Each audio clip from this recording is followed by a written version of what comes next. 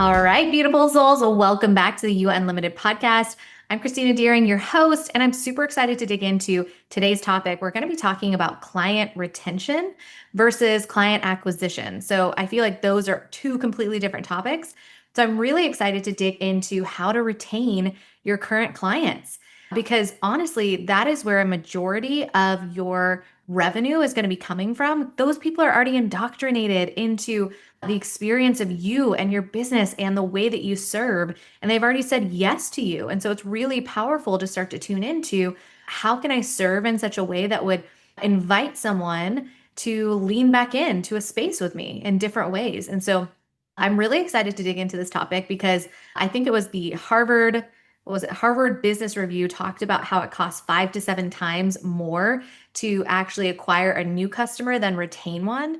So first, it's just good business, if you think about just bottom line. But second, I know that if you're listening into this podcast, you absolutely love your clients. You love the people that are in your space. And I just want to give you some examples on how to maybe amplify some of the containers that they've stepped into, or some of the ways that they could just amplify the experience. You can amplify the experience for them so that it becomes a no-brainer for them to say, like, this has been so transformative. I want to keep leaning in whatever way that looks like. So, some of the ways that are really powerful are when you start to tune into the transformation of whatever it is they're stepping into. So, can you give them one, quick wins right off the bat of just kind of stepping into a container?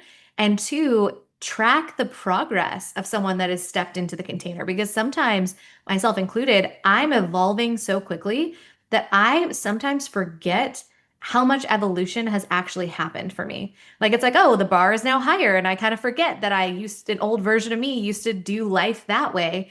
And so having a way to actually track people's progress is really powerful. So for the work that I do, specifically for, let's say, my one-on-one clients, they get an Akashic record of all of the massive shifts that they made, the celebrations that we've stepped into together, the big breakthroughs that they experienced in each of our sessions. And so it's really powerful for them to go back through and just see how I really have made some massive shifts. I have made massive, massive shifts, and we forget about these things. So it's really powerful to have a documentation for them to go through and be like, wow, this container actually really powerfully worked. And it's a great way for you if you're taking on, let's say, multiple one on one clients, or you just have a lot going on, to just remind you of how powerful and transformative the container has been for that person as well.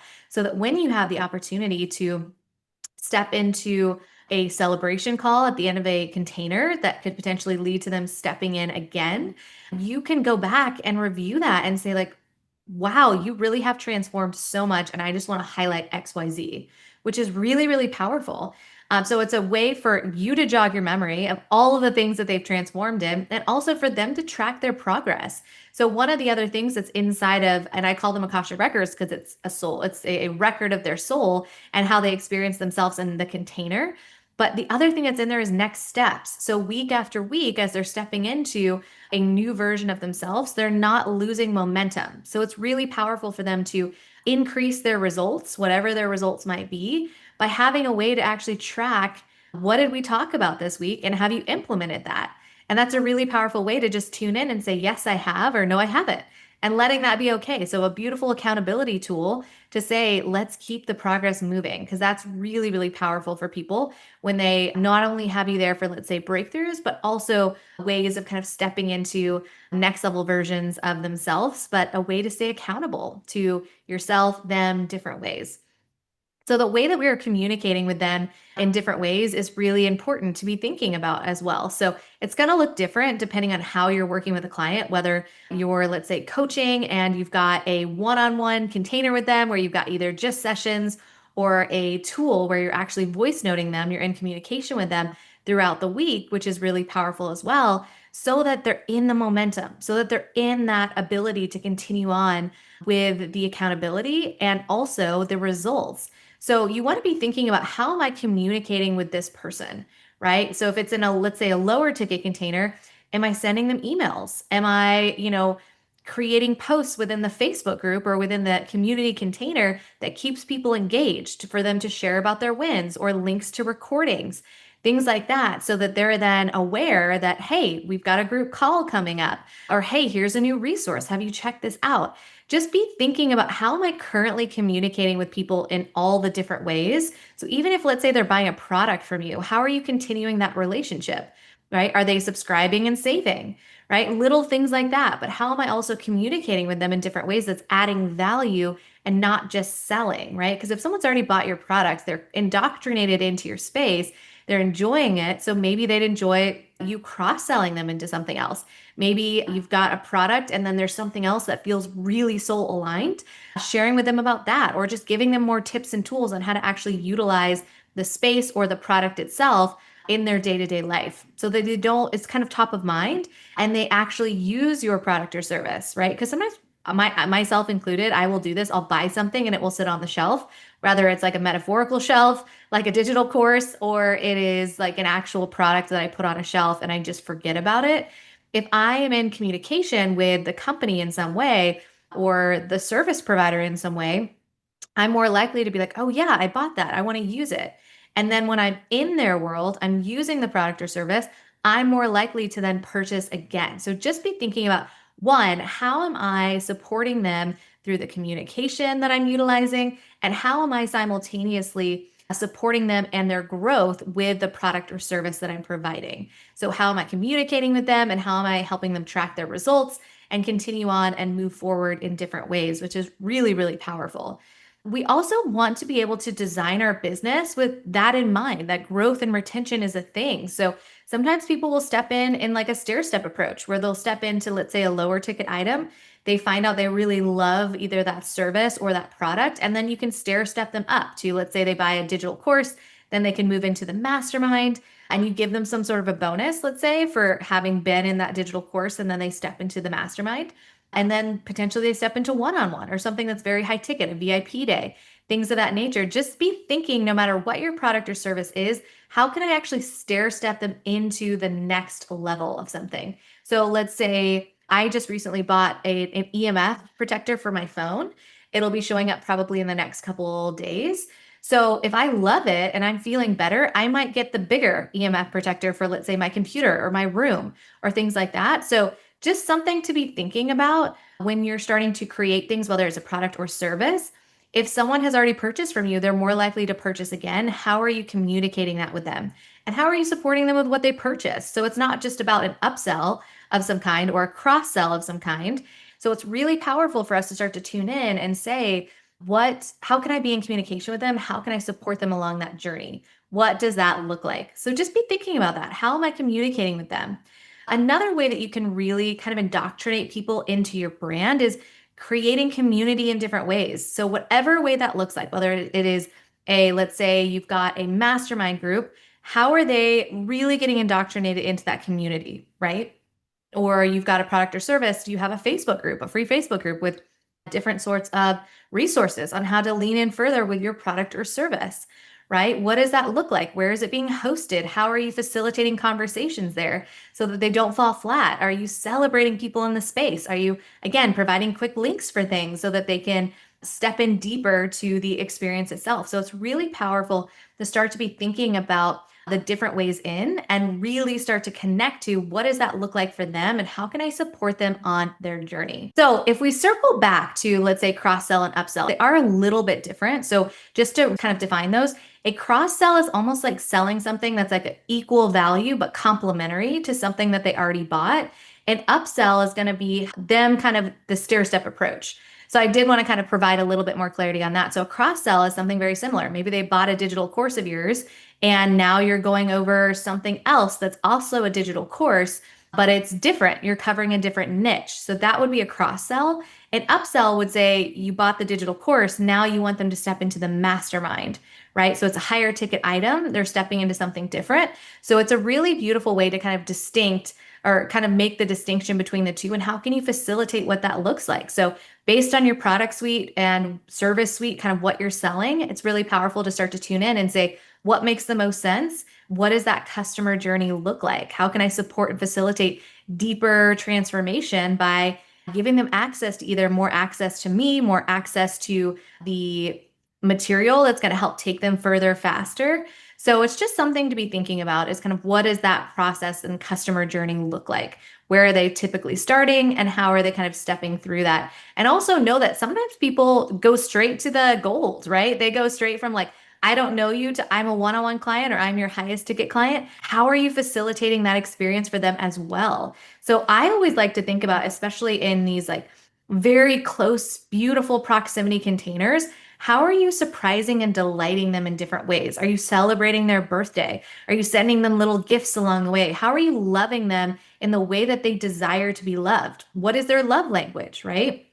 We figure this out by sending them out surveys, right? So they can fill it out and say little things like their birthday, things that they love, things that they dislike. And you can start to really tune in and say, can I send them a birthday gift? Can I love on them again the way that they desire to be loved in beautiful ways? And so it's really fun to think about how do they love to be loved. So sometimes that is sending them a gift. Sometimes it's words of affirmation. So reminding them of how powerful how much they've transformed and just being in their corner, loving on them in different ways or acts of service. Maybe you're in a session with someone, they say something, you're like, I've got the exact resource for that. Let me send you that. So little things like that, where you're just helping to facilitate their next level version of self. Just be thinking about your clients. How can I enhance this experience? Especially those that have come in that it's just you really want to foster that relationship. How can I love on them more? How can I serve them more deeply in a way that feels energetically aligned? So we don't want to feel like we're over giving where we just don't have any more energy to give to everyone else in our space. We want to be able to facilitate this in a way that feels invigorating. It feels exciting. You feel so much gratitude leaning in this way. So connect to your energy, see what feels good when it comes to giving so that you can go back to that almost like a well. Like you have the energy to serve and you're not just depleting yourself by over giving. So it's really important to think about one, how do they want to be loved? And two, what capacity do you have that you could lean in and love and serve them even more, right? It's really powerful to think about your incredible clients in that way and how to just love on them even more. So the other thing to be thinking about is the energy and frequency of the containers that you hold. Do you want to be there? Are you excited to serve and to show up in these different ways, however that looks like? Do you still love your mastermind, right? Do you still love that you get to lean into spaces one-on-one with people and the ways that that looks like? However you're feeling about the thing that you're selling, whether it's a product or service, your clients will feel that and they will then be tuned in to whether or not they desire to continue on. Because if you're just pushing something for a sale and then you move on and you forget about them, it doesn't inspire me to step back into a container. I don't feel like I want to then reinvest my time and energy and money into a space if I just feel like a number. But if I feel like I've stepped into a container and I'm like, I feel so seen, I feel so loved, I feel so connected to this person, they have really facilitated beautiful breakthroughs for me. I want to take this further. That to me, I'm like, it's a no-brainer. Like, of course I want to continue on in your space. I've received so much more than I even thought possible. And that's the beauty of these spaces, is just really tuning into like, what does it feel like to be in the energy that you're in and that you're holding? So know that your clients are going to be mirroring back the energy you're bringing to the space. So if you feel overworked, underpaid, and you feel resentful as you're showing up on your calls or whatever that space looks like, that energy is felt. And it's not fun to play with someone who doesn't want to be there, right? We think about the playground analogy all the time, where it's like, if someone doesn't want to play with me on the playground, I'm not going to be like, come on, please play. Like, I'm going to be like, I'll just go play with someone else. This isn't fun. Like the energy here is off. Like I'm going to go to the swings. The sandbox feels like it's not fun. So it's like, what are you facilitating in the containers you've created? Are you excited to be there? Are you upping the energy in the space so that people feel kind of indoctrinated into the experience? How are you creating what that experience feels like? At the start of every mastermind call, are you playing music to kind of get people into the experience? Be thinking about how to elevate your containers, right? What does an onboarding process look like? How are you continuing to be in communication with them throughout, not just at the end, right? How are you facilitating big breakthroughs for them? How are you loving on them the way that they want to be loved?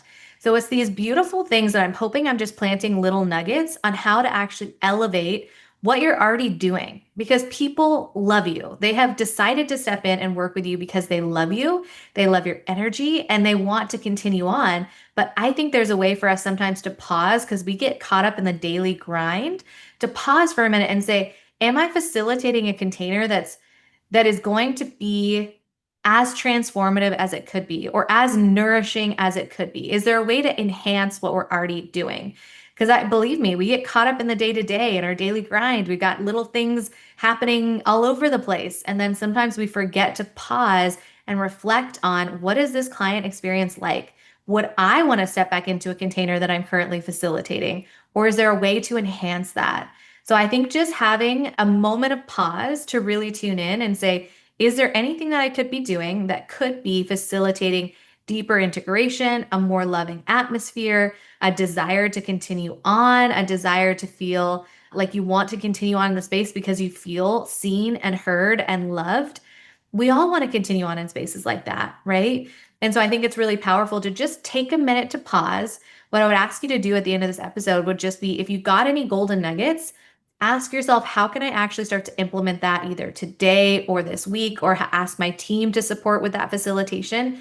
Let's actually create some action and some shifting around what you're already doing and not let it get lost, right? We don't just want to get inspired and then go on living our life and doing our day to days. Let this podcast be an opportunity of pause, reflection, and then say, how can I actually implement? What is one step I could do today to create a more loving and nurturing space, a space where people really feel seen and heard and loved? How are we celebrating our people? Are we gifting them things on their birthdays, right? Let's say if you're selling a product and you're like, hey, when they fill out the form, you ask them their birthday as well when they purchase something. And you send them an email that says, it's your birthday month, here's 50% off, or buy one, get one, right? Little things like that. Or if you're in a service space or a mastermind space, are you celebrating people's wins in different ways, highlighting what people broke through or this big celebrations? How are you just facilitating a way of people feeling more seen and heard in a container, no matter what it looks like? It's going to be very individual to you. I just wanted to give you ideas of what that could look like, but I'd love for you to tune in and see what feels most nourishing for me to give into the space. What am I excited to give, or what am I excited for my team to give into the space to amplify the energy in a space? Just be thinking about these things because I think there's always a way to enhance and refine and love on our people more. And so the more that you love what you're doing, the more they're going to love being in your energy in your space. So I hope that this was supportive. I'm so grateful that you tuned in today and hopefully you received a beautiful golden nugget. I am so eternally grateful that you're in this space and that every time you're magnetized into just certain episodes, my intention before I start every episode is allow the people that are most meant to hear this episode to tune in and have the ears to hear and be magnetized into the space to get the golden nugget that's going to take them further in life and business and feel so much more love and light and energy. So thank you so much for being here, for gifting us your most precious resource, your time. I hope that you received something really beautiful today. And until next time, mwah.